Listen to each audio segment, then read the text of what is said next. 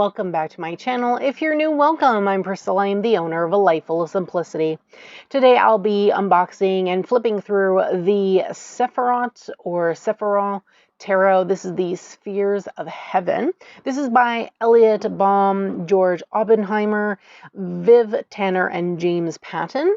This is published by Hay House. This was previously indie and picked up by Hay House to become mass market. It's an 80-card deck and guidebook, and I'm really excited to get into it. This was sent to me by Hay House for the purposes of review, so let's get into it, because I know that this is based on the Kabbalah Tree of Life, which I've been really wanting to get into, like the Jewish mysticism of my roots, or half of my roots anyway, because half of me is Jewish. And I'm excited to get into this. It's really nice so far. Like the outside the box is really nice looking. And I did see it when they did the Kickstarter, because I do follow them. And I know the Kickstarter was like a whole game. It wasn't just a tarot deck. It was a tarot deck, but you got like a bunch of other things to like play a game out of it. So I don't know about all of that, but I'm really excited to get into the deck. So in the back here, it says, "Don't resist the call of the void."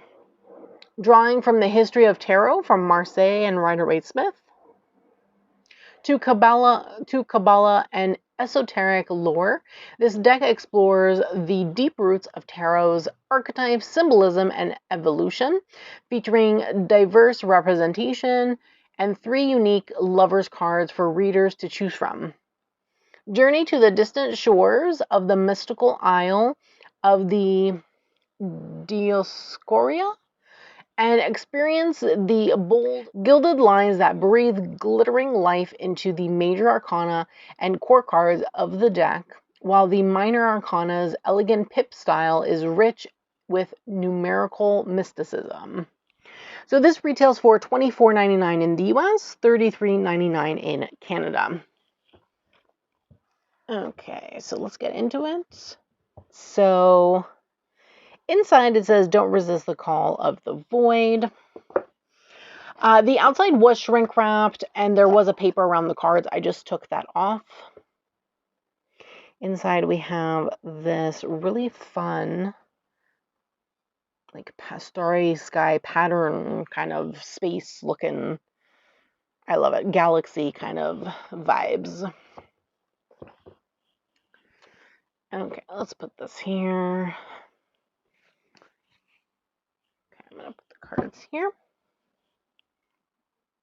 And let's get into the guidebook. So this is the front, which is the same as the cover. And then in the back, we have some information on the creators.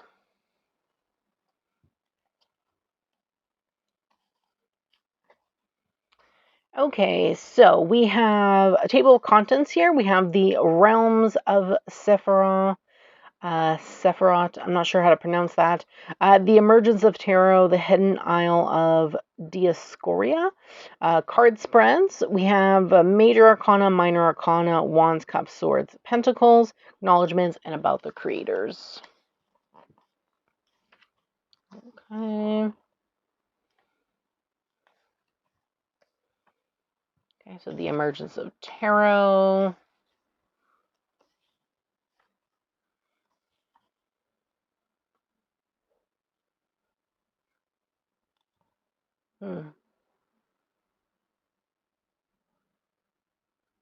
Interesting. This is going to be interesting to read. Okay, I'll read this on my own time. Then we have a 1-card spread. So we have some questions that you could potentially ask for one card. We have a 2-card spread.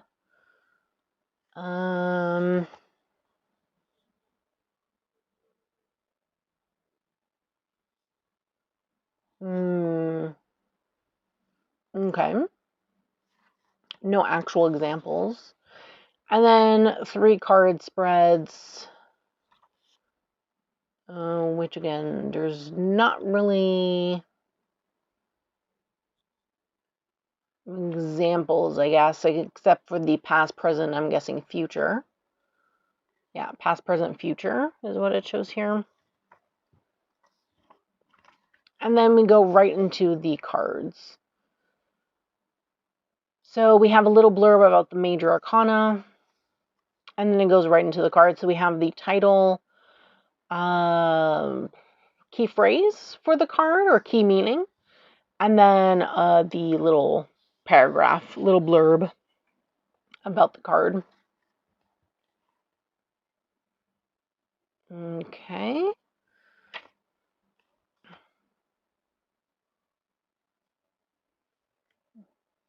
So it seems like we have all of the same information, like same structure rather, same structure throughout the major arcana. Then we get into the minors. We have some information about that. We have some information about the wands. And then again, we go into the card. So it's structured the same. Name of the card. We have like a key phrase and or a key idea theme associated with the card itself. And then a blurb associated with the card. Okay, perfect. So I will read, of course, from the guidebook. We have some acknowledgments here at the back about the creators themselves, which is great. Okay, so I'll read from the guidebook afterwards.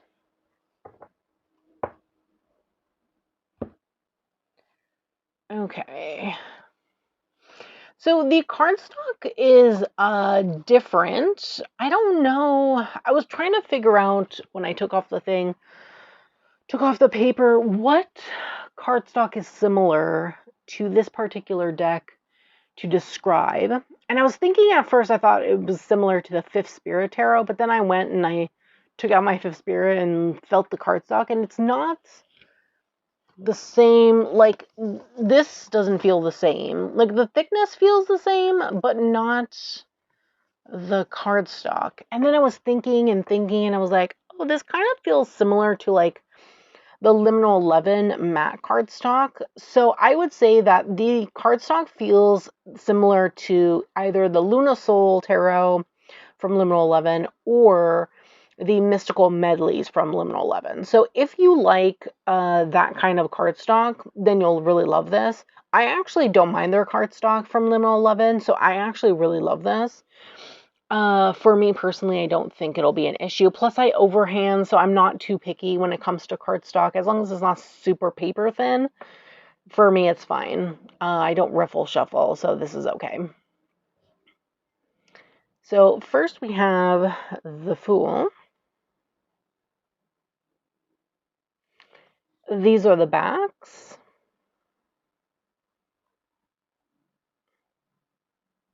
Honestly, not fully reversible because we have a pentacle here and we have a cup at the bottom.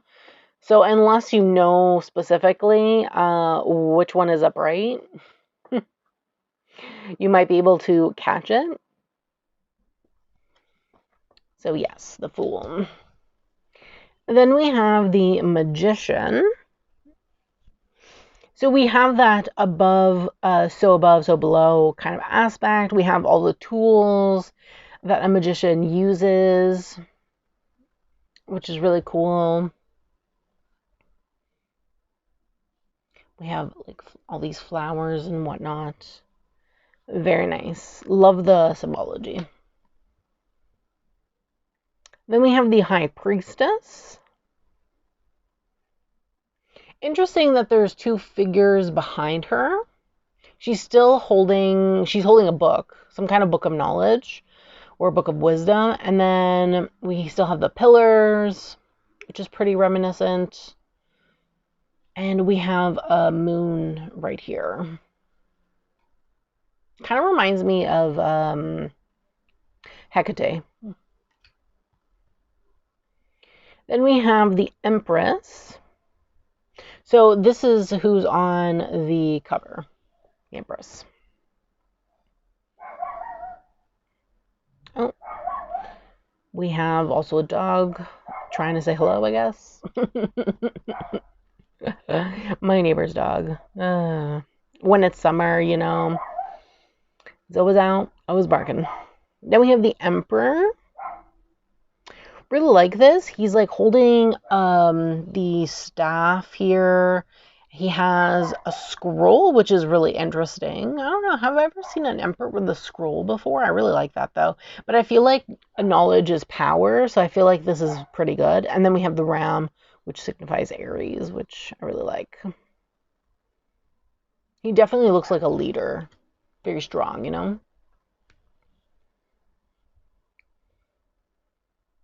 This guy looks like a teacher, honestly.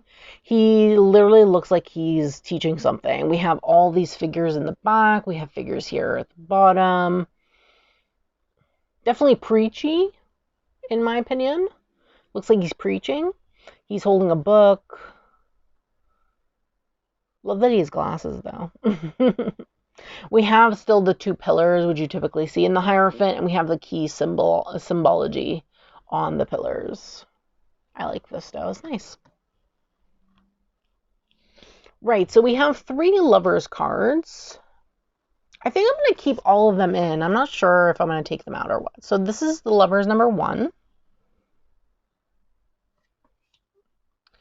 Lovers number 2, which showcases 3 people like you typically see in like traditional lovers, you know, the angel and then the 2 people.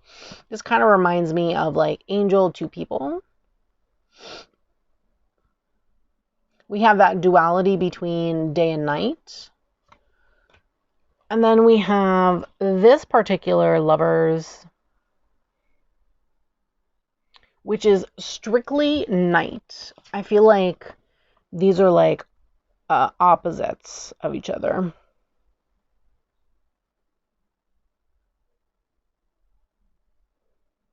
But they all have some kind of, so this has the moon here, but we have the sun here at the bottom. We have the Hebrew lettering. Sun is here, but we have the moon here at the bottom. This one depicts both the sun and moon, but we have both aspects here at the bottom, and we have the Hebrew. I feel like they all offer something different. What does the guidebook say for the particular cards? I'm curious to know what the guidebook says. Okay, so it says the lovers. Blissful harmony is the key theme, key phrase, whatever you want to call the little words at the top. It says, although known as the lover in the Marseillaise tradition, where a group is depicted surrounding a singular titular lover, this card is usually interpreted instead as 2 heteronormative lovers coming together, male and female. The universe's dualistic principles in harmony. I don't think Benji likes this much. That's the dog's name, by the way. His name is Benji. The 3 versions included in this deck reflect Dioscora's free and open attitude toward love, a society formed from those rejected by convention. Dioscorians, hopefully I'm pronouncing this word correctly, I have no idea, but hopefully, express their love and gender in uncountable ways. This was quickly picked up on by card painters. By the 16th century, it was traditional for this card to depict the buyer and their loves. Okay, love, but in brackets S, so loves. This personal touch was also a way for card painters to showcase their skill. Regardless of the genders or number of partners depicted, all interpretations of the card depict a union that is emotional in nature, but encompasses the entire spectrum of love, body, mind, and soul. This union is brought about by a higher power and represents total fulfillment. While this might mean the bliss of romantic love, it could stand for any situation where complementary forces come together in harmony. This deck represents this harmony in the form of a white sun casting its joy from above, but this power can take many forms, including an angel or a being working with or through one. This could be Raphael, archangel of air, associated with Mercury, and therefore a messenger. For some, the white sun might also evoke the fool. After all, this figure, also associated with the color white, may be ignorant or innocent, but this is precisely why they are capable of uncontrollable, or rather of unconditional love, since they lack any helpful conceptions, there is nothing to hinder them from a union with the other. Interesting. I typically don't read the Lovers card like this, but I kind of like it. I kind of like it. So that's what I read for the Lovers. So that's interesting. I think I might keep all the Lovers in. What do you think? Should I only leave one in, or what should I do? Let me know in the comments. I think for now I'm just going to leave them in, see what people say. If you have this deck, let me know what you've done. I'm assuming they had the 3 Lovers cards in the Kickstarter, but I don't know. So let me know that as well if you have this deck in indie form. Is what I'm trying to say. The Chariot. Love this. A lot of movement, which I really like because the Chariot is all about movement. We have the Strength card. Ooh, love this woman. She is gorgeous. Then we have the Hermit. Oh, I love this. This is so pretty. The Hermit is one of my favorite cards. So I actually really love this. His cloak literally depicts like scenery. I love that though. We have the Wheel of Fortune. It's very nice. Justice.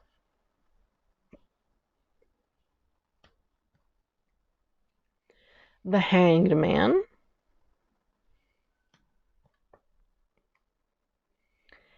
Death.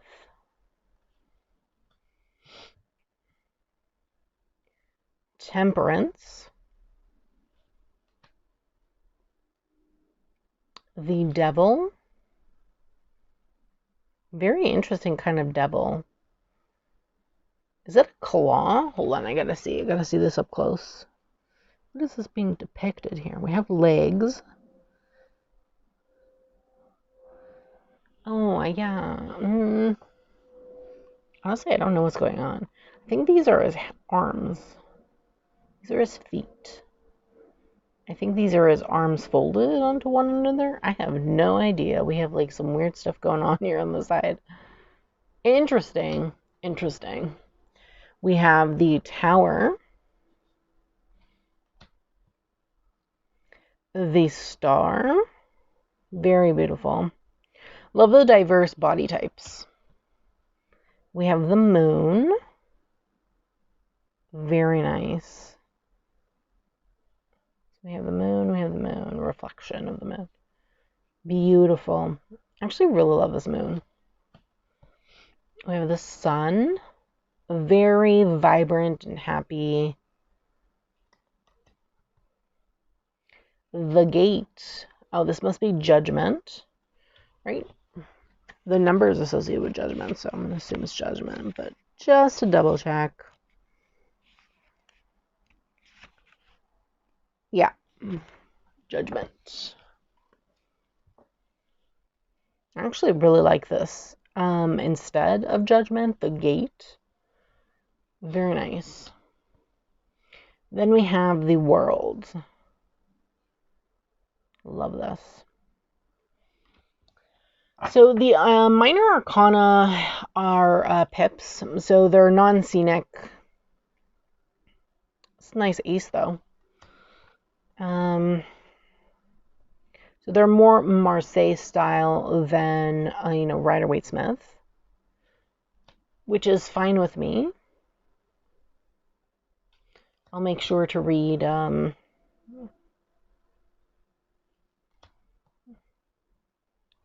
card after so we can see how it reads in the guidebook.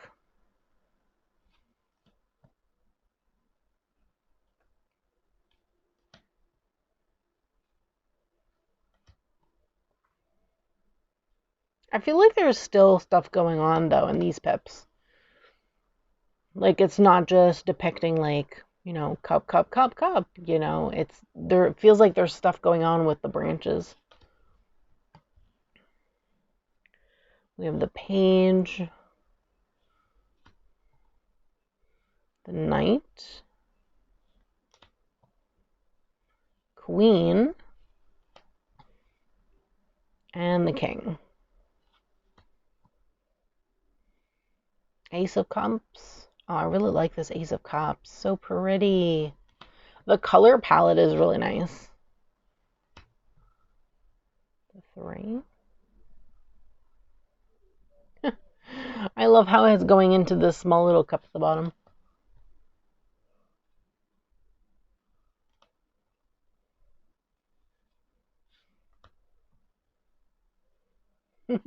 This one too.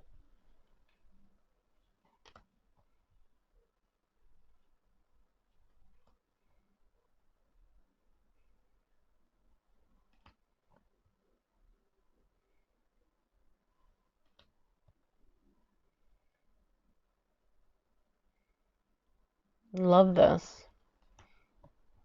We have the Page,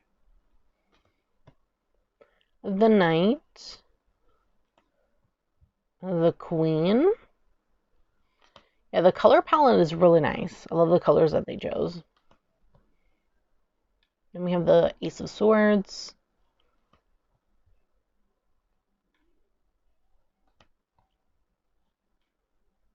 Three, 4.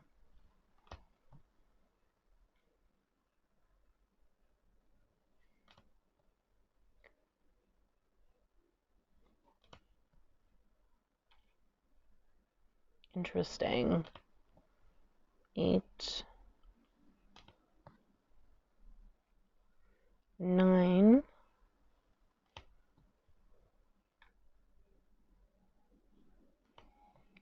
And then we have the Page, the Knight, the Queen. They're all armored. And the King. And then lastly, we have the Pentacles.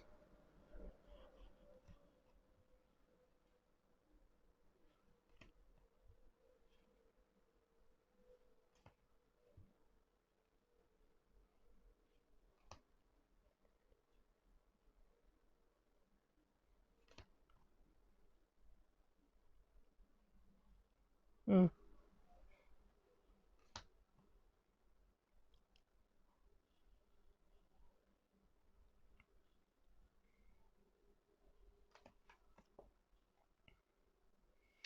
We have the 8,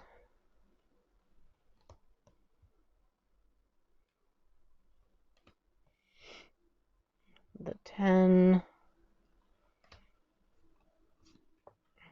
the Page, oops, the Knight,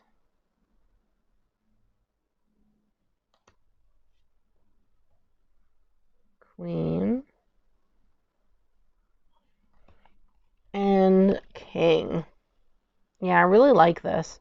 So every single card has a little glyph at the bottom to represent the suit. And then on top, you either have the title or the number associated with the card. I really like that. I really like the color story for every single suit. Very nice. Now, while the minors are pip, I feel like the pips are done really well, where you can still gather the story from them that's going on, even though that they're pippish. Even though they're pips, in my opinion. I think that this is done well. For a pip deck, this is done well. It's not just like laying out, 7 cups, for example. Like, I feel like there's a story being told in the particular deck. Okay, let's shuffle this, see how it goes. They're kind of sticking together a bit, but I feel like since this is a similar cardstock to like the Luna Soul Tarot or like the Mystical Medleys Tarot, I feel like that's pretty normal because with those decks, they stuck for a little while, but with use, they loosened up, in my opinion. Based on my experience with those decks, I feel like this will probably end up being the same. Like, as I use it, it won't stick as much, which for me is fine because, like, as I said, I overhand shuffle, as you can see, so it's not as big of a deal for me. though I don't know with people who riffle shuffle, I don't really know, but okay, so we'll read the knight because the knight flipped over. I want to read a pip card. Okay, let's read a major, and I want to read a pip card. Okay, let's see here.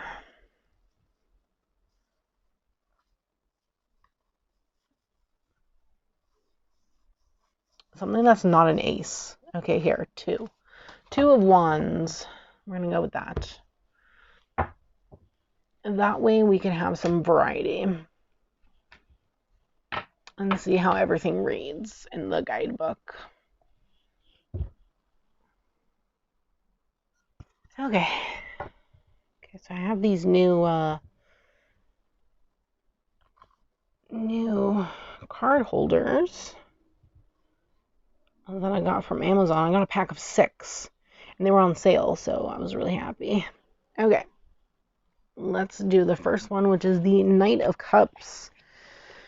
Let me just find that here. Cups. Here we go. Okay, Knight of Cups. Perpetual state of flow. The knights are masters in what they do, and in the Knight of Cups case, they have achieved a state of grace. But the knight is still young, mobile, and dynamic. Unlike a king or queen, they don't hold and rule land, but live life by experiencing it in motion. So the Knight of Cups carries on, moving fluidly to new shores, drifting. They and their horse are a single flowing unit. They could rest, enjoy their accomplishments, but that would mean stagnation, entropy, and decay. To exist means to be in motion, and so the road goes on and on and on, unfolding. Interesting. Okay. Here's what I read for the Knight of Cups. I like that. Okay. Now we have the moon.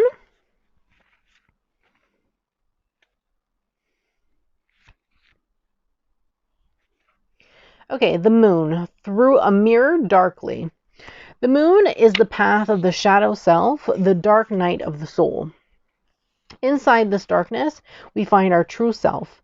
Everything is still, even the waters are motionless. The laws of physics are suspended by the rule of the mind.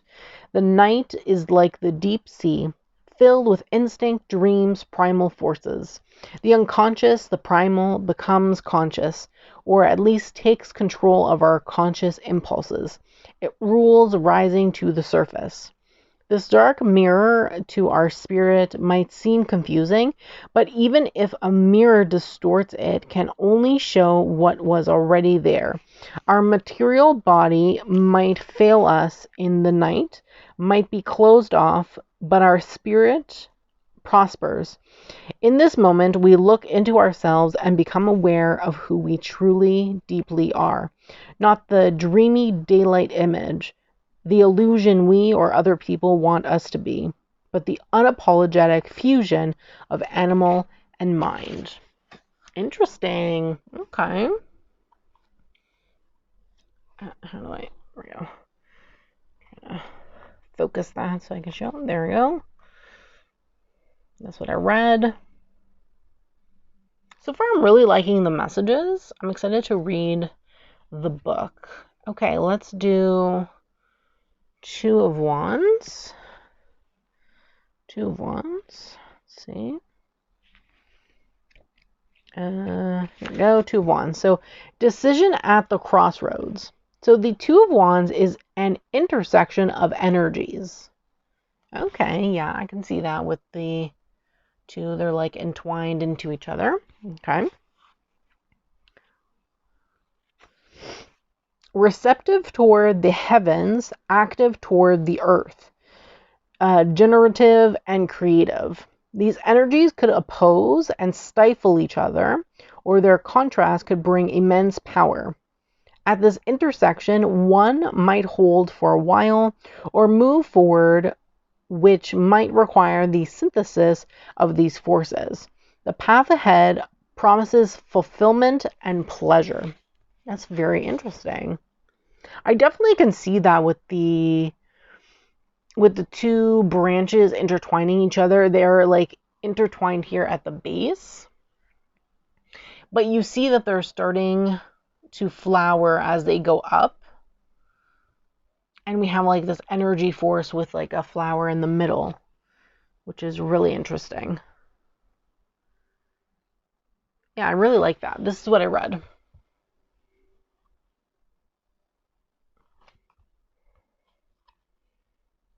Two of Wands. I really like that. So good. Let's see what else. Let's see if I can find the Nine of Cups. Just want to see another card. Something that's a little more... okay, let's do the Seven of Pentacles here.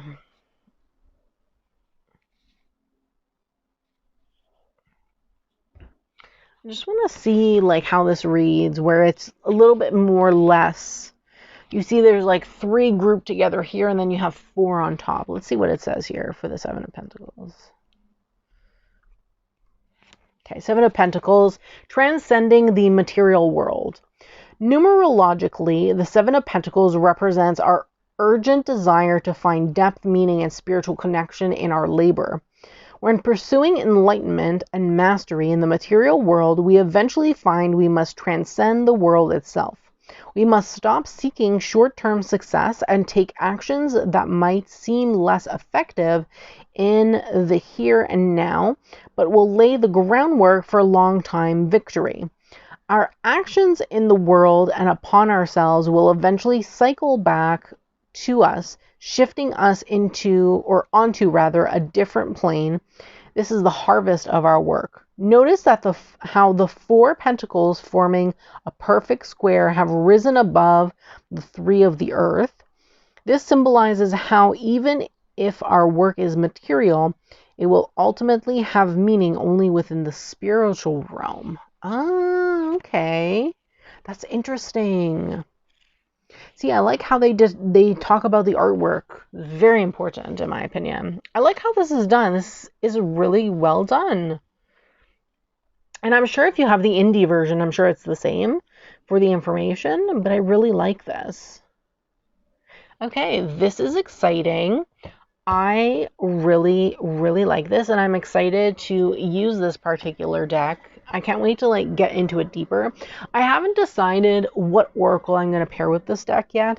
So if you have this deck and you're pairing it with any oracle decks, let me know in the comments below what you're pairing it with. I need some ideas to see what I'm going to pair this with, because I'm not sure yet. Yeah, I'm not sure. So yes, if you have this deck or if you don't have this deck, I'd love to hear from you in the comments below. Let me know what you think of this deck. How are you working with it if you have it already, the indie version, or rather if you have this copy from Hay House already, as this deck did release, I believe 2 days ago. So let me know in the comments below. I'd love to hear from you no matter what. Don't forget to subscribe to my channel. Turn on that bell so you can be notified every time I post a brand new video. And don't forget to give this video a thumbs up, as it's greatly appreciated and helps me in the long run. Thanks so much, and I hope that you have a great day.